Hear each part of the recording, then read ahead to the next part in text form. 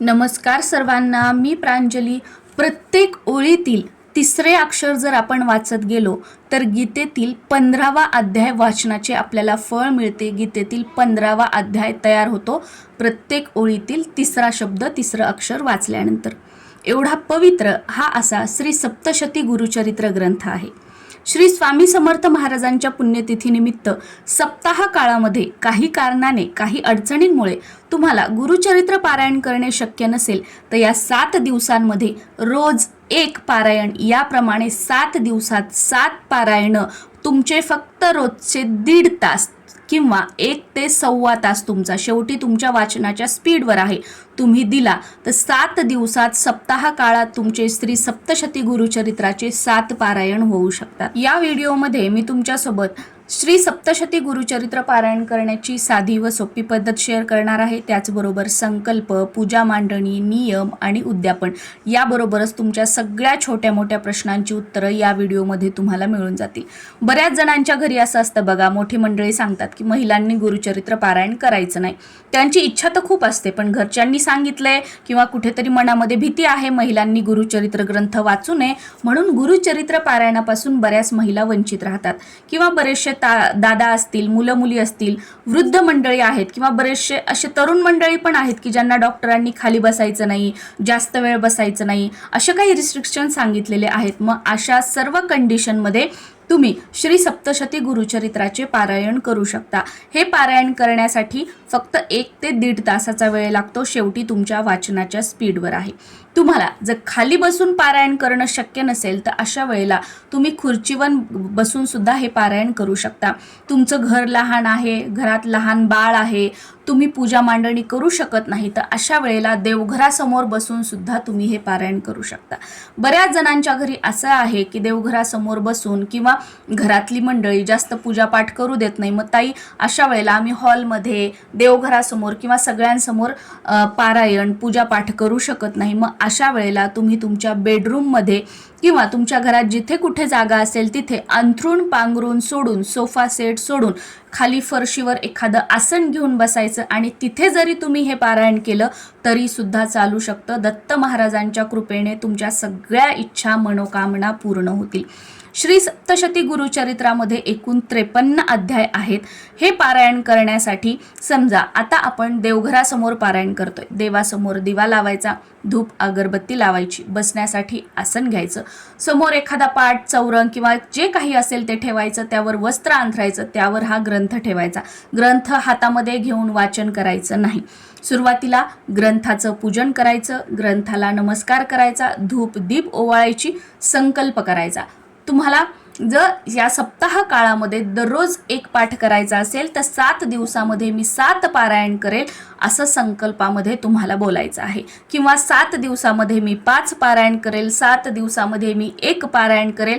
आणि एकच पारायण करायचं असेल तर तुम्हाला संकल्प वगैरे करण्याची काही गरज नाही. एक श्रद्धा भक्ती म्हणून असंच तुम्ही 1 पारायण केलं तरी सुद्धा चालू शकतं, काहीही हरकत नाही. किंवा यापेक्षा जास्त जर तुम्हाला 11, 21, 51, 108 पारायण करायची असतील तर तसा सुद्धा तुम्ही संकल्प घेऊ शकता या सप्ताह काळापासून. किंवा या व्यतिरिक्त कोणत्याही गुरुवारपासून किंवा कोणत्याही पौर्णिमेपासून तुम्ही संकल्पयुक्त या सप्तशती गुरुचरित्राचे पारायण करू शकता. संकल्प करण्यासाठी आपल्या उजव्या हातामध्ये थोडंसं पाणी घ्यायचं आहे, त्यामध्ये हळद, कुंकू, अक्षदा, एखादं फूल घ्यायचं.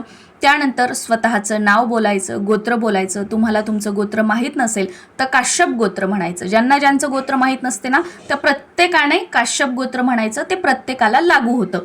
तर काश्यप गोत्र म्हणायचं. त्यानंतर तुमची जी काही इच्छा आहे, मनोकामना आहे ती बोलून दाखवायची आणि दत्त महाराजांना प्रार्थना करायची की माझी ही इच्छा, मनोकामना पूर्ण होण्यासाठी मी एवढ्या दिवसामध्ये एवढे पारायण करण्याचा संकल्प करत आहे.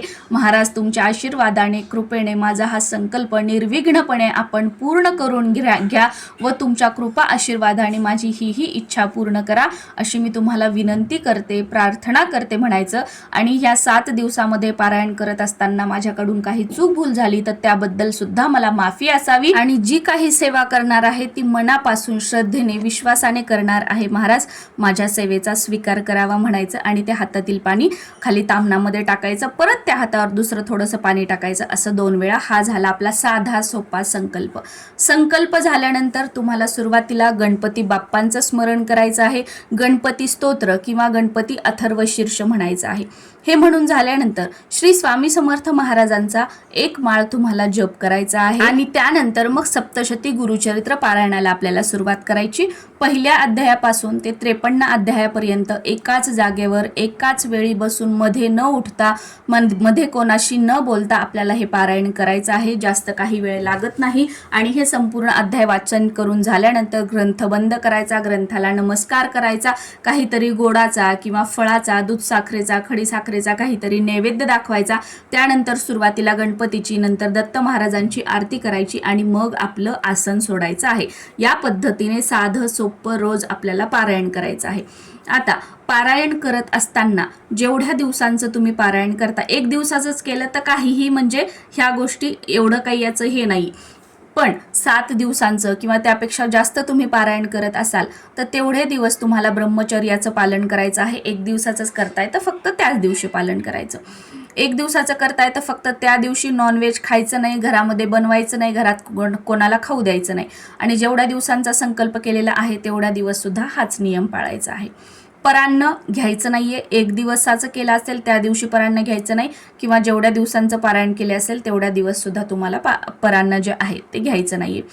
7ही दिवस किंवा जेवढ्या दिवसांचं पारायण करताय तेवढे दिवस वाचनाची वेळ एकच ठेवण्याचा प्रयत्न करा.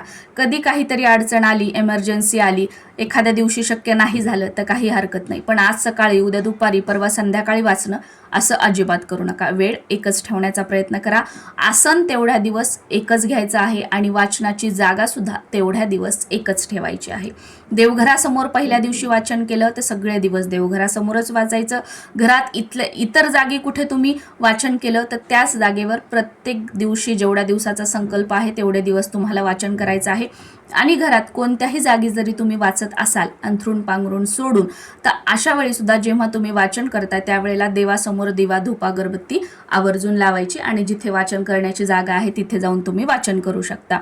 तुम्हाला जर पूजा मांडणी करणं शक्य असेल तर एखादा चौरंग किंवा पाट मांडायचा, त्यावर पिवळं वस्त्र अंथरायचं, त्यावर दत्त महाराजांचा फोटो ठेवायचा किंवा दत्त महाराजांची मूर्ती ठेवायची. दोन्ही असेल तर दोन्हीही ठेवायचं.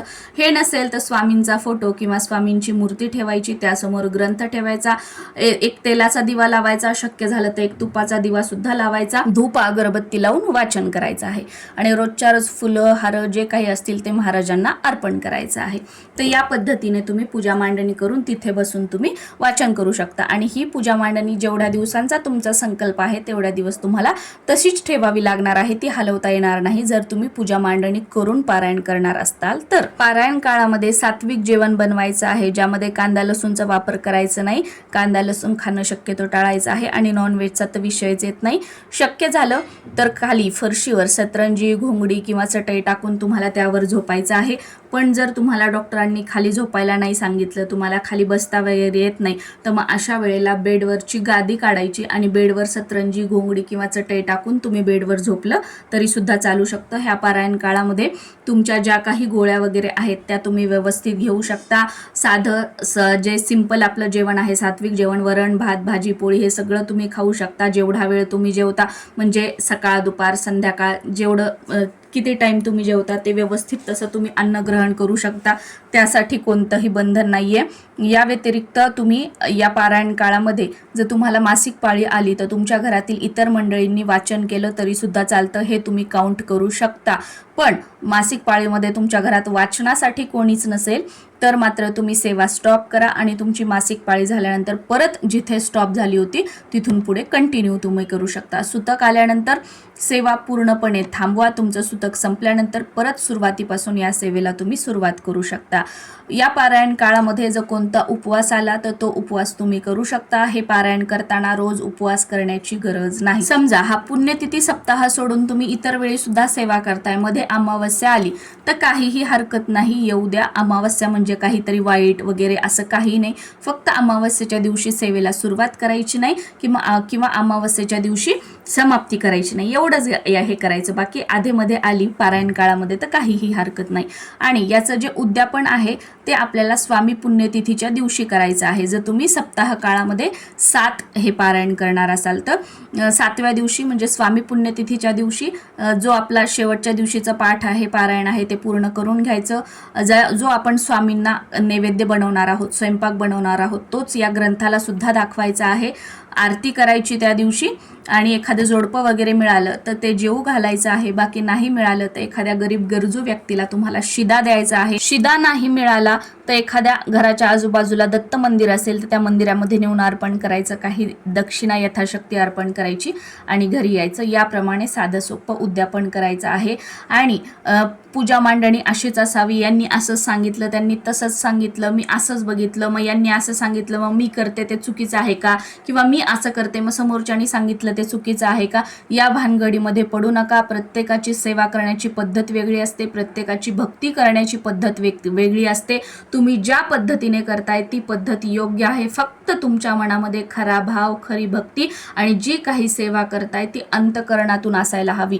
बाकी हा अवडंब, हे असंच असावं, पूजा मांडणी एवढीच असावी, हे चुकलं ते बरोबर, ह्या कोणत्याही गोष्टी डोक्यात आणू नका. या गोष्टी तुम्ही डोक्यामध्ये ठेवाल तर सेवेमध्ये तुमचं मन लागणार नाही, सेवा तुमची मनापासून होणार नाही आणि सेवेचे अनुभव तुम्हाला येणार नाहीत. बाकी तुम्ही कितीही सेवा करा, पण तुम्ही मनामध्ये एकही प्रश्न निर्माण न करता खऱ्या भक्तीने, मी जी सेवा करते ती मनापासून करते आणि महाराज माझ्या ह्या सेवेचा स्वीकार करतील, आणि सेवा करत असताना तुमच्या डोक्यामध्ये कोणतेही विचार नाही, फक्त महाराज, तुम्ही आणि तुमच्या मुखातून जे काही ग्रंथातील ओव्या निघतायत, शब्द निघतायत ते असेल तर तुम्हाला 100% सेवेचे अनुभव येतील. आणि सेवेचे अनुभव येण्यासाठी याच गोष्टी फक्त महत्त्वाच्या आहेत की अंतकरणापासून निघणारा प्रत्येक एक शब्द, प्रत्येक एक ओवी, आणि ती सेवा करत असताना फक्त समोर महाराज, तुम्ही बसलेले आणि तुमच्या मुखातून निघणारे शब्द आणि तुमच्या डोळ्यासमोर महाराज आणि तो ग्रंथ, एवढंच जर असेल, बाकी कोणतेही विचार नसतील, तर खूप छान या सेवेचे तुम्हाला अनुभव येतील. आणि ज्याही इच्छेसाठी, मनोकामनेसाठी तुम्ही सेवा कराल ती 100% महाराजांच्या कृपेने तुमची पूर्ण होईल. नमस्कार.